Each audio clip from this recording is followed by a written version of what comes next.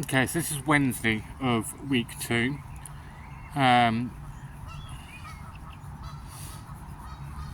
on a bit of a grumpy one today because I woke up and my tent had a huge ass pool of water at the bottom. I woke up with soggy socks, which wasn't pleasant first thing in the morning, especially with how cold it was.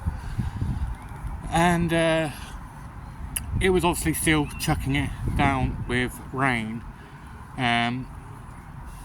But I got up, walked to the charity to get my breakfast, was able to get a towel, which is one of the things I wanted from my list. So I've got a towel for Elliot now, and I can dry him off when he gets a bit wet and muddy. It's been wonderful today with the towel. And then library, back for lunch, had my shower, change of clothes, you can tell. Really need that shower. That shower's so good. And then I went back to the library and I waited until 5 o'clock for the camping man, who was, if you've been following the previous videos, you'll know that I have been waiting specifically to speak to a guide that pulls up in our town centre at between 5 and 6 every Wednesday. I thought it was 5. And he gives out food and camping equipment, which I so desperately need because now all of my camping equipment is soggy, but I'll get back to that in a second. Unfortunately, he didn't show. Now, while I was waiting around, I did meet some other of the homeless people that were waiting for him as well. I got chatting to some new people, got some new faces and new stories. And I met my friend from Hope, who I met on the first day. I don't know if I've been logging this in the vlog, but I've not seen him a week and I was beginning to get worried. Turns out I was worried for nothing. He's actually now got accommodation. And so because he's got accommodation, and there's a bit of iffiness about it. So basically the way it works is if you've got accommodation and you've got somewhere to prepare your own food, you can't go to the charity anymore. They won't let you in. But if you've got accommodation but you don't have the ability to cook for yourself, then you can still get 1 meal a day from the charity. And that 1 meal was all really my friend wanted, so we could go in at 12 and get his food. And they won't let him in because according to the records, he has the ability to cook for himself, even though he hasn't. So miscommunication somewhere along the lines, but basically he's not allowed in the charity anymore, which has kind of annoyed me because I did ask a couple of days ago. I was like, you know, where's my mate, sort of thing. And they said, oh, don't know, we've just not seen him. And that's a complete lie, because apparently on Saturday when I was actually there, someone went up to him and said, look, you can't be here anymore. If you come in, we're going to have to call the police to get you removed.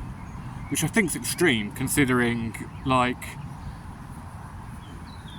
he I don't know how to put it. It's like the most non-threatening guy there. Like, I don't know, but at least I met him, so I know he's okay. I've got his number now. We're going to hopefully meet up. I'm going to see if I can get to meet up and have a proper chat with him in the library one afternoon.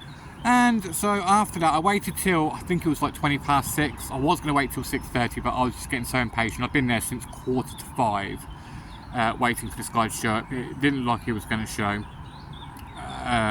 Apparently he didn't show last week, but he sent some volunteers out to do it for him. So I don't know if he's on holiday or something. We'll try again next week.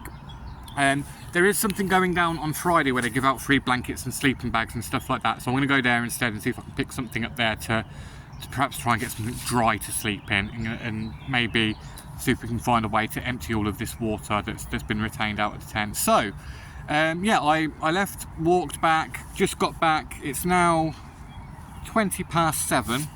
Literally only just got back in, absolutely exhausted. My feet are on fire. Poor Elliot, bless him, he was getting fed up. Had to carry him most of the way home until my arms were starting to give and I had to make him walk, which wasn't ideal. But we're back. I've got my guitar out. I'm gonna have a sandwich which I got from the charity, and